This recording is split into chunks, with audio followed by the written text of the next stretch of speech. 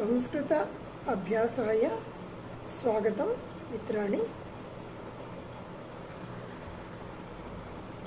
ఇదానీం ప్రార్థనాం కరోమి.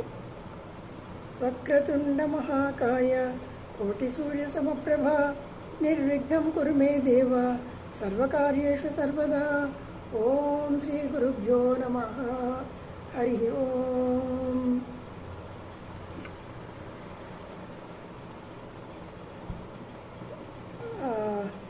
మనం అత్ర తత్ర అన్యత్ర సర్వత్ర ఏకత్ర, ఏకత్ర అంటే ఒక చోట అన్నమాట. ఏకత్ర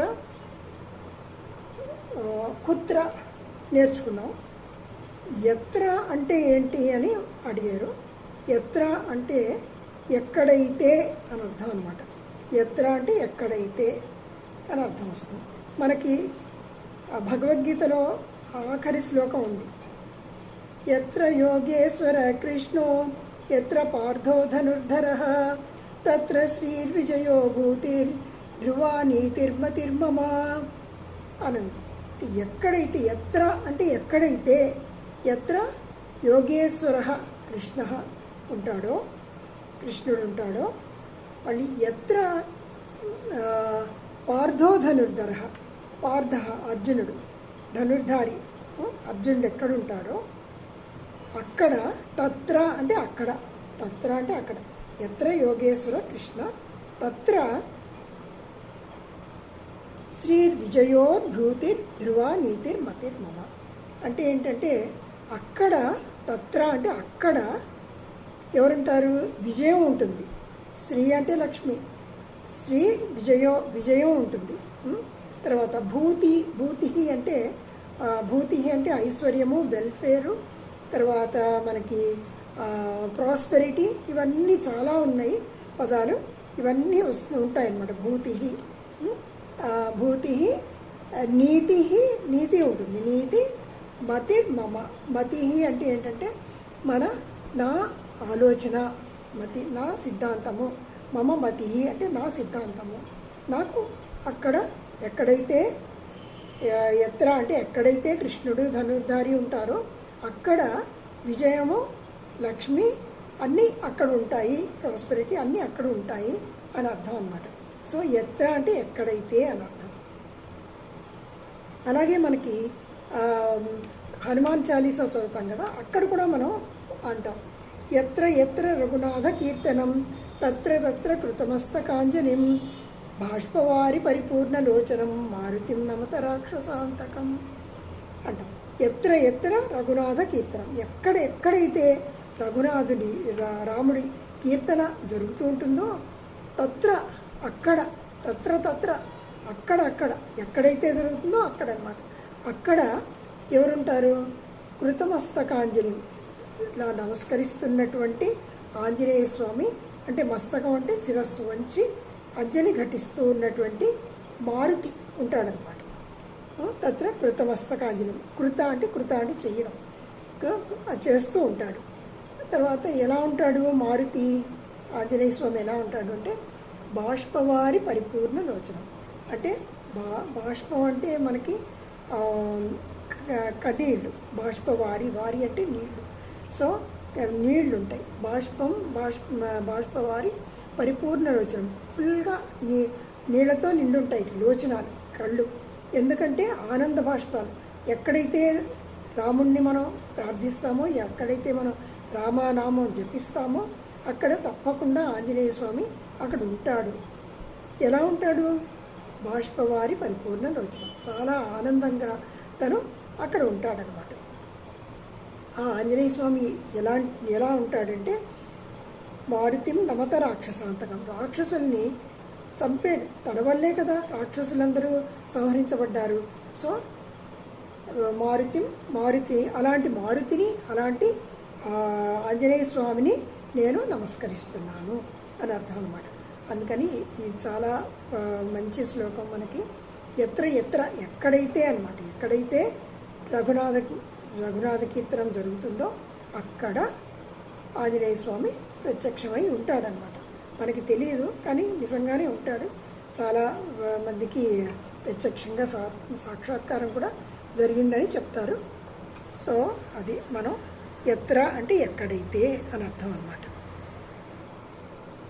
తర్వాత ఇవాళ కొన్ని క్రియాపదాలు చూద్దాం. క్రియాపదాలు అంటే యాక్షన్ వర్డ్స్ అంటాం కదా ఇంగ్లీష్లో, యాక్షన్ వర్డ్స్, వర్బ్స్ అన్నమాట. అవి కొన్ని చూద్దాము, వాటిని పరిశీలిద్దాం. అహం పఠామి, ఇదివరకే మనం చెప్పుకున్నాం. అహం అంటే నేను, అహం అంటే నేను, మమ అంటే నా యొక్క, మమ పుత్ర అంటే నా యొక్క పుత్రుడు, మమ పుత్ర, మమ గృహం, మమ. చాలామంది కొంచెం మమకి అహంకి తేడా కొంచెం మర్చిపోతూ ఉంటారు, అందుకని మళ్ళీ చెప్తున్నాను అనమాట. మమ అంటే నా యొక్క, మమ గృహం అనుకోండి. మమ గృహం అంటే నా ఇల్లు, నాకు సంబంధించింది అనమాట. సో మమ లేఖని, నా పెన్ను, నా యొక్క పెన్ను అలా వస్తుంది. మమ అంటే నా యొక్క. అహం అంటే నేను, అహం అంటే నేను. ఇప్పుడు క్రియాపదాలతో మనం అహంతో చెప్పుకుంటే ఒక సెంటెన్సే అయిపోతుంది మనకి. రెండే పదాలు కానీ మొత్తం సెంటెన్స్ అవుతుంది. ఎలా అంటే అహం పఠామి అంటే నేను చదువుతున్నాను, పఠామి, అహం పఠామి, అహం వస్తే పఠామి అంటాం. అహం పఠామి. తర్వాత అహం లిఖామి, లిఖామి అంటే రాయడం. అహం లిఖామి నేను రాస్తున్నాను. ఇది కూడా వర్తమాన కాలం, కాలం కూడా చూసుకుందాం. వర్తమాన కాలంలో అంటున్నాం అహం లిఖామి నేను రాస్తున్నాను. అహం పశ్యామి నేను చూస్తున్నాను, అహం పశ్యామి నేను చూస్తున్నాను. అహం శృణోమి నేను వింటున్నాను, అహం శృణోమి వింటున్నాను. అహం క్రీడామి, క్రీడ మన తెలుగులో కూడా క్రీడ అంటాం కదా, క్రీడాకార, క్రీడ అంటే ఆడడం. అహం క్రీడామి నేను ఆడుతున్నాను. అహం వదామి నేను చెప్తున్నాను. ఇవి మీరు నోట్ చేసుకోండి, ఇలా నేను చెప్తాను ఒకసారి.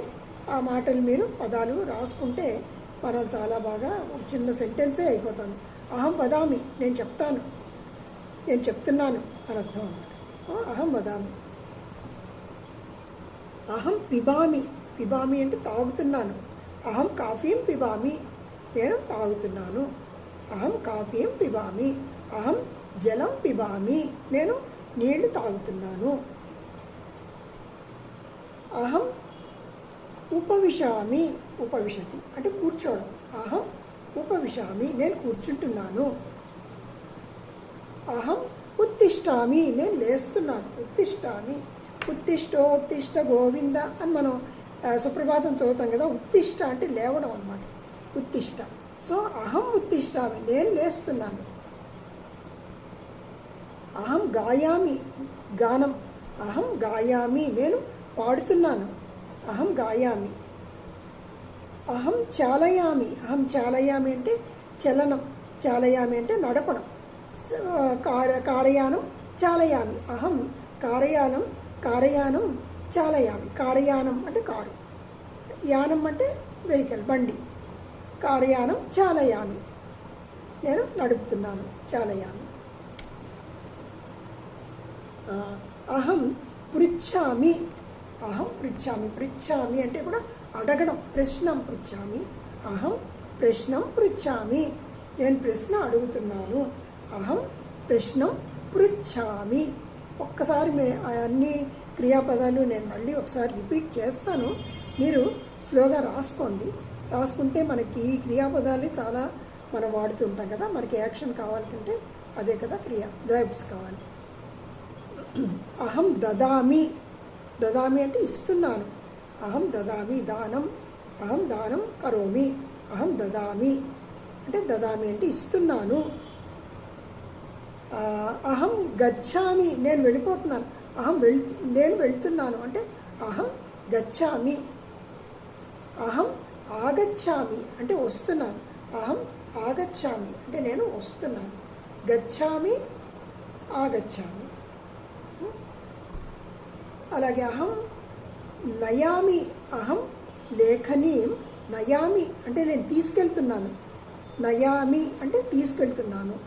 అహం ఆనయామి తీసుకొస్తున్నాను. నయామి ఆనయామి, నయామి ఆనయామి.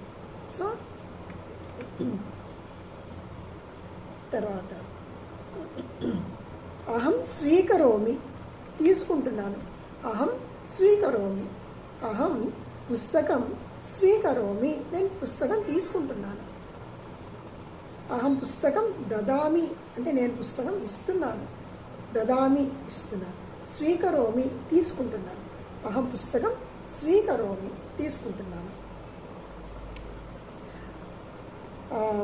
అహం మిలామి, మిలామి అంటే కలుసుకోవడం. మిలతి, మేళనం అవన్నీ కూడా వస్తాయి అన్నమాట. మిలామి, అహం మిలామి, నేను కలుసుకుంటున్నాను. అహం మమ మిత్రం మిలామి, నేను నా మిత్రుడిని కలుసుకుంటున్నాను. అహం అహం నేను. అహం మమ మిత్రం మిలామి, నేను కలుసుకుంటున్నాను. అహం పూజయామి, అహం పూజయామి. అహం దేవం పూజయామి, దేవుణ్ణి పూజిస్తున్నాను. అహం దేవం పూజయామి. అహం నమస్కరోమి, అహం నమస్కరోమి అంటే నేను నమస్కరిస్తున్నాను.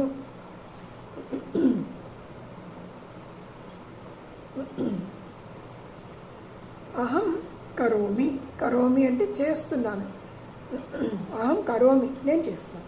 అహం నృత్యం కరోమి, నేను నృత్యం చేస్తున్నాను. అహం నృత్యం కరోమి. అహం అభ్యాసం కరోమి, అభ్యాసం చేస్తున్నాను. అహం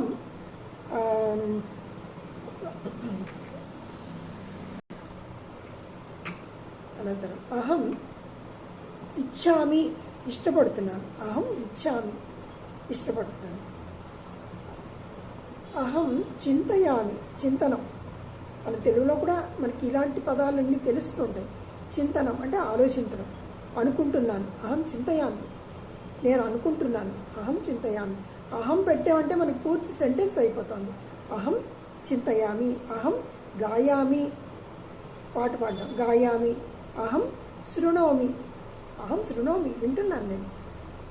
అహం పృచ్ఛామి, నేను అడుగుతున్నాను. పృచ్ఛామి, అడుగుతున్నాను. సో ఈ క్రియాపదాలన్నీ మనం నేర్చుకుంటే చాలా మనకి సెంటెన్సెస్ మాట్లాడడం వస్తుంది. అహం జిఘ్రామి, జిఘ్రామి అంటే వాసన చూడడం. అహం పుష్పం జిఘ్రామి, వాసన చూస్తున్నాను. జిఘ్రామి, అహం జిఘ్రామి. ఒక్కసారి నేను ఈ క్రియాపదాలన్నీ మీకు ఒక్కసారి చెప్తాను, మీరు స్లోగా రాసుకోవచ్చు. టిప్పణి లిఖంతు. టిప్పణి అంటే నోట్స్ అన్నమాట. టిప్పణి అంటే నోట్స్. టిప్పణి లిఖంతు. పఠామి, పఠామి అంటే చదవడం. పఠామి. లిఖామి, చదవడం. ఇందాక ఇవన్నీ అర్థాలు చెప్పాను కదా. లిఖామి. క్రీడామి, క్రీడా ఆడుతాను, ఆడుతున్నాను. పిబామి, జలం పిబామి, తాగుతున్నాను. అంటే ఇప్పుడు చేసే పనికి ఇవన్నీ అంటాం అన్నమాట. పిబామి. గాయామి, నయామి, ఆనయామి. గచ్చామి, గచ్చామి అంటే వెళ్ళడం. గచ్చామి, ఆగచ్చామి. సో ఇప్పుడు అన్ని పదాలు చెప్పాను నేను చాలాను. అన్నీ మీరు స్లోగా ఒకసారి వీడియోని వెనక్కి తిప్పుకుంటే మీకు అన్ని క్రియాపదాలు కనిపిస్తాయి. చాలా క్రియాపదాలు కొన్ని చెప్పాను, ఇంకా కూడా మనం మళ్ళీ చెప్పుకుందాం. నా పాఠం వింటున్నందుకు అందరికీ ధన్యవాదాలు. పునర్మిలామः.